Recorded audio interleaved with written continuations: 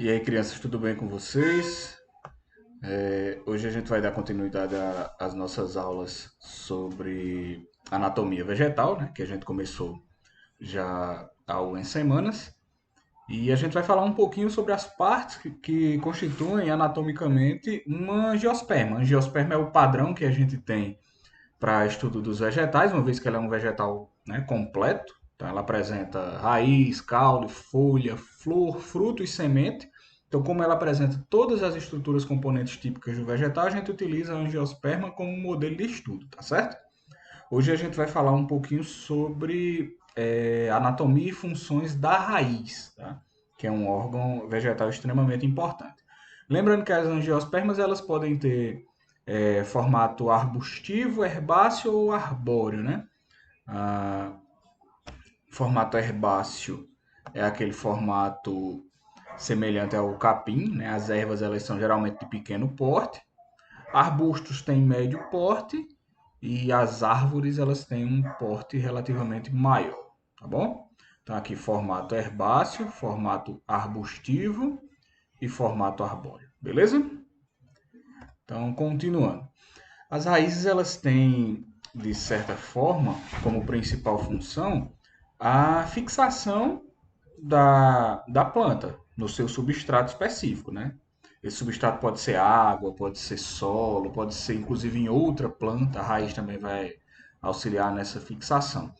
E além de auxiliar nessa fixação, a raiz ela também tem como principal função a nutrição da planta. É a partir das raízes que alguns nutrientes eles são absorvidos e são direcionados para que a planta execute as suas funções vitais. Tá? Então é a partir da raiz que a planta absorve, por exemplo, água, sais minerais, né, constituindo um conjunto de substâncias que a gente comumente denomina de seiva bruta.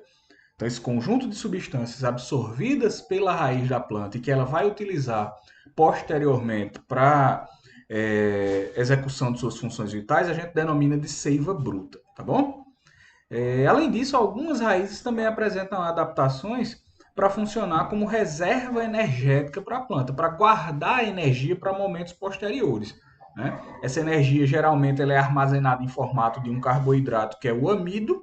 Né? Então, exemplos de raízes energéticas que desenvolveram essa função são a cenoura e a mandioca. Né? Você pode ver que são raízes bem volumosas, uma vez que elas guardam essas substâncias nutritivas para posterior uso da planta.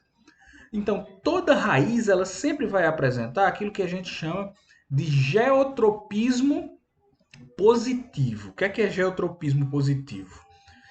O tropismo é o movimento em direção a alguma coisa. Né? E o geo vem do grego terra. Então, o geotropismo positivo significa dizer que a raiz ela se movimenta, ela cresce em direção à terra. Então, geotropismo positivo é porque o crescimento das raízes se orienta em direção ao centro da Terra. Ela cresce em direção à Terra, né? Salvo algumas exceções, que a gente vai estudar daqui a pouquinho, você não vê raízes crescendo em direção ao céu. Você sempre vê as raízes crescendo em direção ao solo. A gente vai ver que existem exceções, né? Existem algumas raízes que crescem em direção ao céu, contrário à direção do solo, mas são pontuais. No geral, como regra, essas raízes elas crescem em direção ao solo, em direção à terra, tá bom? E esse mecanismo de crescimento a gente chama de geotropismo positivo, tá? Outra coisa que as raízes têm em comum é o chamado fototropismo negativo. Foto é luz. Então elas crescem fugindo da luz. A tendência das raízes é crescer de forma contrária à presença de luz. Por isso que elas crescem em direção ao solo, né? Diferente das folhas. As folhas apresentam fototropismo positivo, elas crescem em direção à luz. As raízes não apresentam fototropismo negativo. Elas fogem da luz, belezinha? Então, bora lá. Anatomicamente falando, a gente pode segmentar, pode dividir as raízes em algumas partes. Né? E essas partes elas têm funções específicas. A primeira parte é essa pontinha da raiz aqui que a gente chama de coifa. Para que serve a coifa? Ela é formada por camadas diferentes de células que faz com que essa estrutura aqui seja uma estrutura relativamente resistente. Por quê? Porque essa pontinha da raiz é que precisa cavar, digamos assim, precisa abrir espaço no solo para proporcionar o crescimento da raiz. Então essa ponta, que é a coifa, precisa ser uma área mais resistente, tá? Porque é a partir dessa região que se dá o crescimento radicular. Como essa região precisa estar lá desviando de pedras, escavando o solo para possibilitar o crescimento da raiz, obviamente essa área vai ser uma área mais resistente da raiz. Então a coifa é a pontinha de proteção na extremidade da raiz que possibilita esse mecanismo de perfuração, digamos assim, do solo para que a raiz ela busque seu espaço ali entre aquelas estruturas que compõem o solo em que a planta vai estar inserida, tá certo? Acima da raiz, pouco acima da raiz, a gente tem uma área que a gente chama de região lisa. E essa região lisa aqui, ela é a zona de crescimento da raiz. É essa área aqui que possibilita que a coifa se desloque, porque essa área ela vai crescendo e à medida que ela vai crescendo, ela vai empurrando a coifa em direção ao solo, tá? Então essa região lisa aqui, chamada de zona lisa, é a região de crescimento da raiz, tá? É ela que possibilita o crescimento da raiz. Aí acima dessa zona de crescimento, que é composta pela zona lisa, né? E as raízes aqui que estão crescendo, lembrando que na pontinha aqui a gente tem as coifas, tá? Essa região de crescimento acima disso aqui, a gente tem uma região que é chamada de zona pilífera. É onde eu tenho diversos pelinhos, tá? Responsáveis pela absorção dessa água e desses sais minerais que são úteis para que a planta desenvolva suas funções vitais, né? Para a absorção da seiva bruta. Água e sais minerais, lembrando, formam um conjunto de substâncias que a gente denomina de seiva bruta, que a planta vai utilizar, né, posteriormente para a realização de fotossíntese e para a sua manutenção. Beleza? Então, essa zona de absorção é responsável, como o nome já diz, pela absorção dessas substâncias. E por último, a gente tem aqui mais superiormente, próximo do início do solo aqui, mais próximo do final da raiz, a gente tem a zona de ramificação. Essa zona de ramificação aqui, ela cresce lateralmente para dar suporte ao vegetal, né? Para dar apoio ao vegetal. Lembrando que uma das funções da raiz é a fixação e o suporte daquela planta, né? A outra função sendo a nutrição. Beleza? Essa zona de ramificação ela dá, de certa forma, suporte para que a planta consiga se manter ali na sua posição normal. Tranquilo? Então, quanto ao tipo de raiz, a gente tem dois tipos básicos: a raiz axial e a raiz fasciculada. Então, o que é que seria raiz axial? Seria essa raiz aqui que apresenta um eixo central. Se você observa aqui direitinho, você vai ter um eixo aqui no centro, e partindo desse eixo principal é que a gente tem as raízes secundárias, tá vendo? Eu tenho uma raiz que serve de ápice, que serve de eixo principal, e partindo dessa raiz eu tenho raízes secundárias. Então essa raiz aqui a gente chama de raiz axial, ela é típica das dicotiledôneas, tá? Mas a gente pode encontrar também as raízes fasciculadas, que a gente chama de raízes em cabeleira. Nessas raízes fasciculadas aqui, a gente não tem um eixo principal, todas elas apresentam o mesmo diâmetro.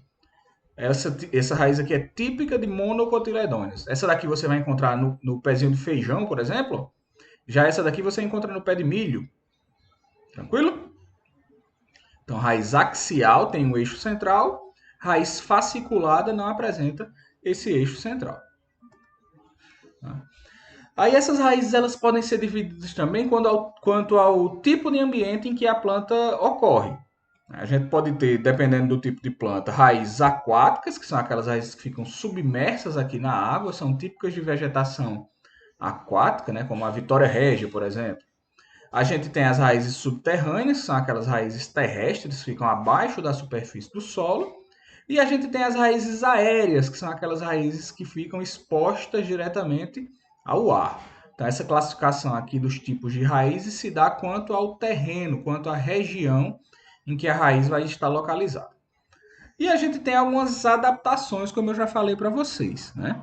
As raízes chamadas de tuberosas, são aquelas raízes que guardam material energético, a exemplo do amido, para que a planta utilize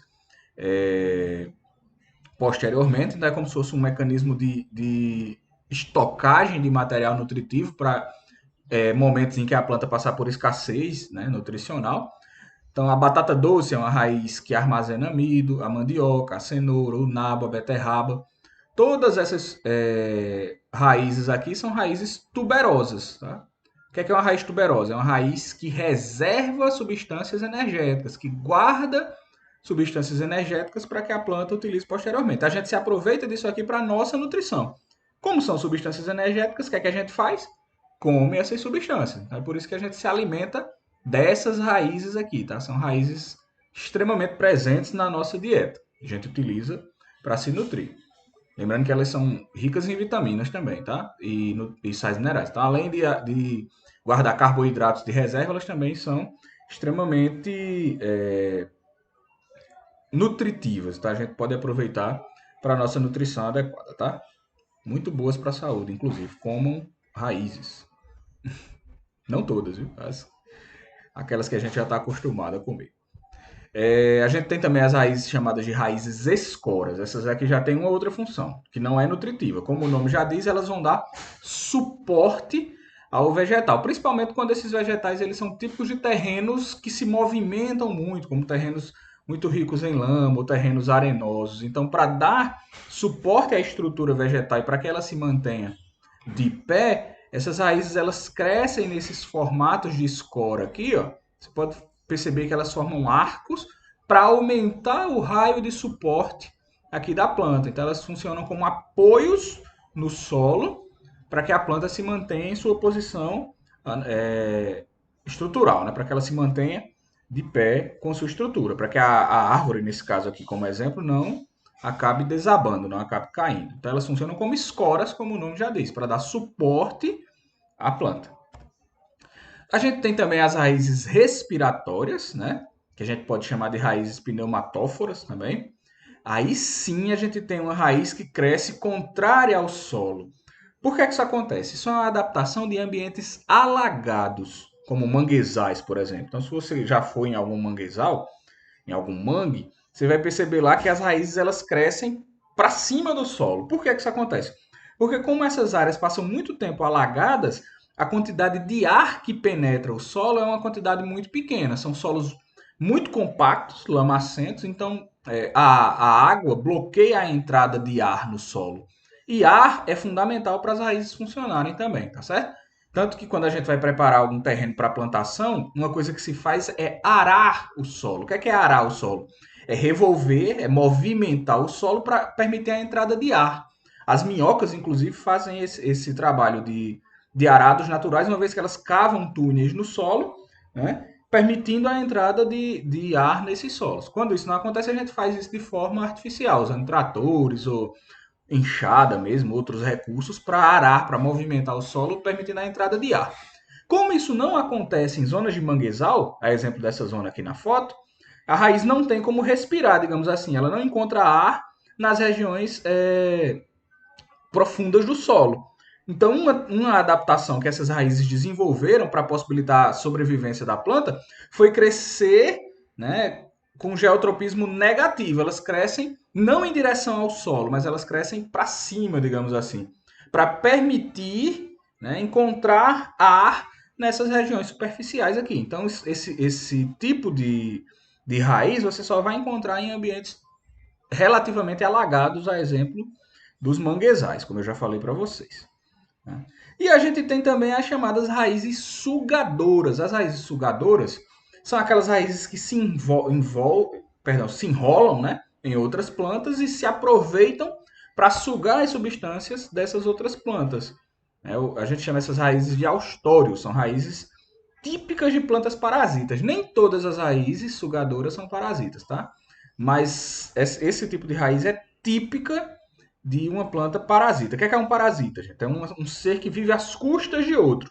Então, as plantas que apresentam esse tipo de raiz sugadora, geralmente são plantas que vivem às custas de outras plantas, roubando, digamos assim, substâncias que as outras plantas produzem, né? A gente tem duas plantas aqui na nossa flora do Brasil que são exemplos de plantas sugadoras, que são a erva passarinho e o cipó chumbo.